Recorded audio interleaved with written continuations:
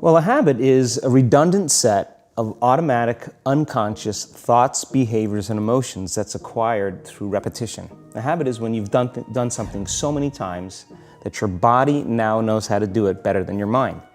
So if you think about it, people wake up in the morning, they begin to think about their problems. Those problems are circuits of memories in the brain. Each one of those memories are connected to people and things at certain times and places. The brain is a record of the past. The moment they start their day, they're already thinking in the past. Each one of those memories has an emotion. Emotions are the end product of past experiences. So the moment they recall those memories of their problems, they all of a sudden feel unhappy, they feel sad, they feel pain. Now, how you think and how you feel creates your state of being. So the person's entire state of being when they start their day is in the past. The familiar past will sooner or later be predictable future. So if you believe that your thoughts have something to do with your destiny, and you can't think greater than how you feel, by very definition of emotions, you're thinking in the past. And for the most part, you're going to keep creating the same life. What happens then is that people think neurologically within the circuitry of that experience, and they feel chemically within the boundaries of those emotions. And so when you have an emotional reaction to someone or something, most people think that they can't control their emotional reaction. Well, it turns out if you allow that emotional reaction, it's called a refractory period, to last for hours or days, that's called a mood. I say to someone, hey, what's up? You say, I'm in a mood. Well, why are you in a mood? Well, I had this thing happen to me 5 days ago and I'm having one long emotional reaction. If you keep that same emotional reaction going on for weeks or months, that's called temperament. Why is he so bitter? I don't know, let's ask him. Why is he so bitter? Why are you bitter? Well, I had this thing happen to me 9 months ago. And if you keep that same emotional reaction going on for years on end, that's called a personality trait. And so learning how to shorten your refractory period of emotional reactions is really where the work starts. So then how do you begin to make those changes? Well, you have to get beyond the analytical mind, because what separates the conscious mind from the subconscious mind is the analytical mind. And that's where meditation comes in, because you can teach people through practice how to change their brainwaves, slow them down. And when they do that properly, they do enter the operating system where they can begin to make some really important changes. So most people then wait for crisis or trauma or disease or diagnosis. They wait for loss, some tragedy to make up their mind to change. And my message is, why wait? And you can learn and change in a state of pain and suffering, or you can learn and change in a state of joy and inspiration. And I think right now, what thoughts do you want to fire and wire in your brain? What behaviors do you want to demonstrate in one day? The act of rehearsing them mentally, closing your eyes, and rehearsing the action. The rehearsing the reaction of what you want, or the action? Yeah, the action of what you want. By closing your eyes and mentally rehearsing some action. If you're truly present, the brain does not know the difference between what you're imaging and what you're experiencing in 3D world. So then you begin to install the neurological hardware in your brain to look like the event has already occurred. Now, your brain is no longer a record of the past. Now it's a map to the future.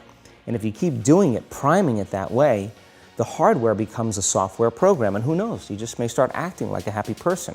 And then I think the hardest part is to teach our body emotionally what the future will feel like ahead of the actual experience. So what does that mean? You can't wait for your success to feel empowered. You can't wait for your wealth to feel abundant.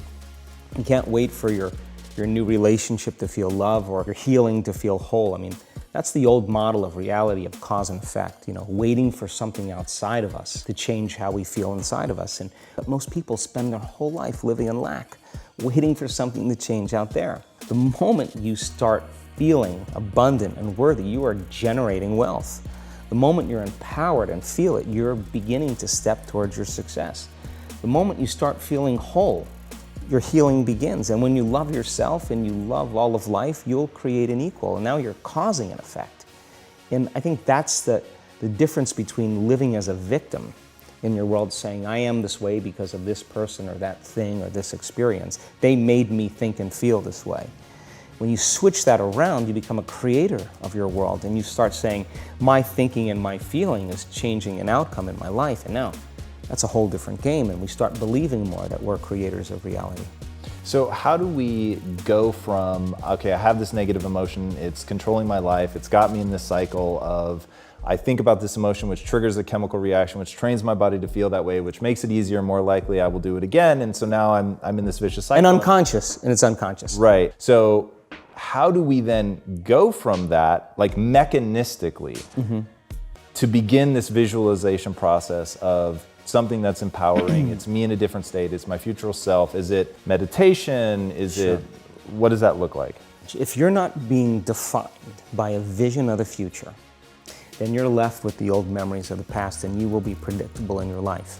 As you see the same people and you go to the same places and you do the exact same thing at the exact same time, it's no longer that your personality is creating your personal reality. Now your personal reality is affecting or creating your personality. Your environment is really controlling how you think and feel unconsciously. So then, why is meditation the tool? Well, let's sit down, let's close our eyes. Let's disconnect from your outer environment. So if you're seeing less things, there's less stimulation going to your brain. If you're playing soft music or you have earplugs in, less sensory information coming to your brain, so you're disconnecting from your environment. If you can sit your body down and tell it to stay like an animal, stay right here. I'm gonna feed you when we're done. You can get up and check your emails, you can do all your texts, but right now, you're gonna sit there and obey me. So then, when you do that properly, and you're not eating anything or smelling anything or tasting anything, you're not up experiencing and feeling anything, you would have to agree with me that you're being defined by a thought, right? So when the body wants to go back to its emotional past, and you become aware that your attention is on that emotion, and you settle your body back down in the present moment, because it's saying, well, it's 8 o'clock, you normally get upset because you're in traffic around this time. We're used to feeling anger and you're off schedule. The body's looking for that predictable chemical state.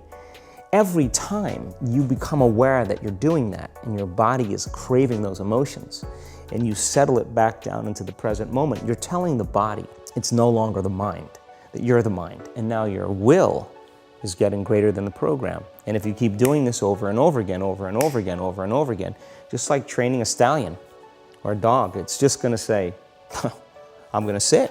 And the moment that happens, and the body's no longer the mind, when it finally surrenders, there's a liberation of energy. We go from particle to wave, from matter to energy, and we free ourselves from the chains of those emotions that keep us in the familiar past. And we've seen this thousands of times. In fact, we can actually predict it now on a brain scan.